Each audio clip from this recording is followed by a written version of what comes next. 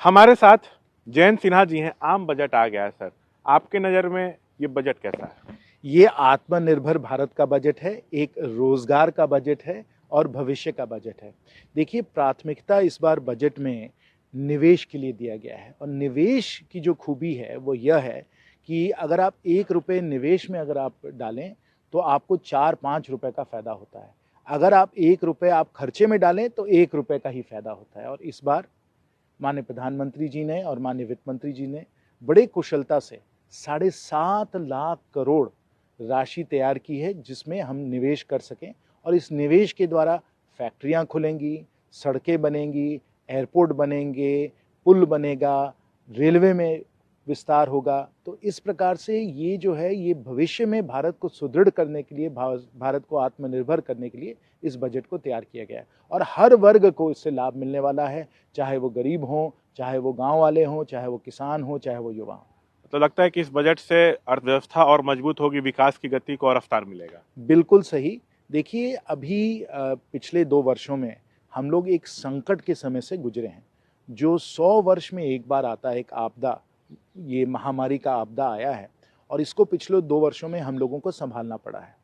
पूरे विश्व में आज के समय भारत के लोग गुण गा रहे हैं, भारत की प्रशंसा हो रही है कि आपने इतने बड़े देश में इतने बड़ी महामारी को इतनी कुशलता से कैसे आपने संभाला।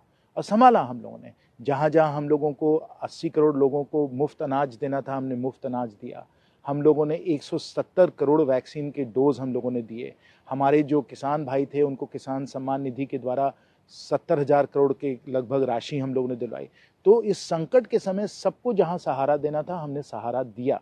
लेकिन अब एक समय आ गया है, एक नया चैप्टर जो है उसको हम लोगों को आरंभ करना है और ये चैप्टर निवेश और रोजगार का चैप्टर है।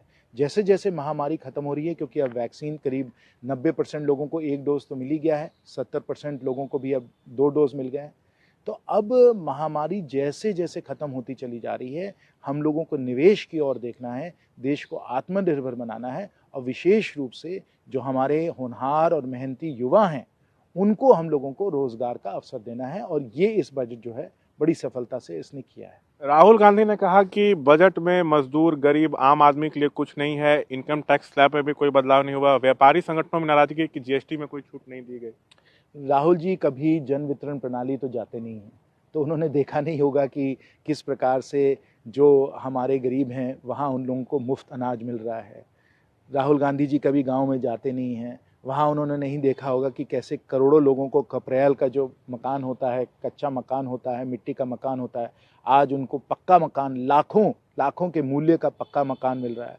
उस पक्के मकान में उनको गैस की सुविधा है, शौचालय की सुविधा है, बिजली की सुविधा है।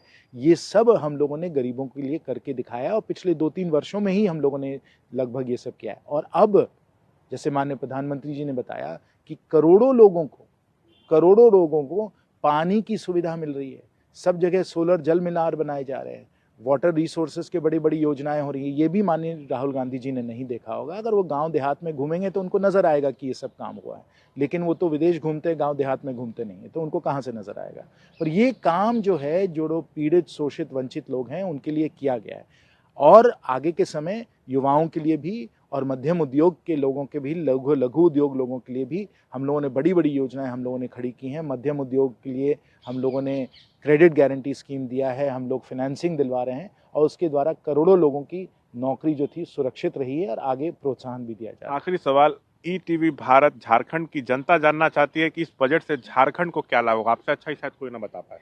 देखिए, राष्ट्र मार्गों के लिए बहुत पैसा दिया गया है, रेलवे के विस्तार के लिए बहुत पैसा दिया गया है और साथ साथ जो पानी वाला जो काम है वो बड़े तेज़ी से बढ़ रहा है। आप हज़ारीबाग रामगढ़ को ही देख लीजिए, अभी हम लोगों को रांची से बड़का खाना की जो लाइन है, रेलवे वाली लाइन, वो मिल रही है।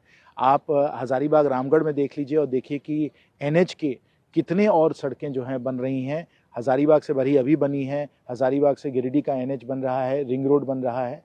ये सब हम लोगों को राष्ट्रमार्ग के द्वारा मिल रहा है, रेलवे का तो विस्तार हो ही रहा है।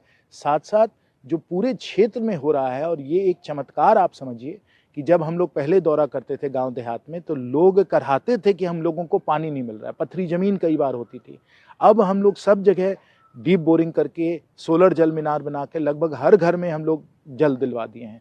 कोनार्ड डैम से लेकर 350 किलोमीटर के पाइपलाइन के द्वारा आज 65,000 घरों को हजारीबाग शहर में पानी मिलने वाला है। अब आप सोचिए कि केंद्र के कितने गजब के काम हुए हैं, कल्याणकारी काम हुए हैं कि इतने लोगों को लाभ मिला है। तो ये तो हमारे साथ बजट पर बातचीत करते हुए जयंत सिन्हा। दिल्ली से ईटीवी भारत झारखंड के लिए मैं शशांक कुमार।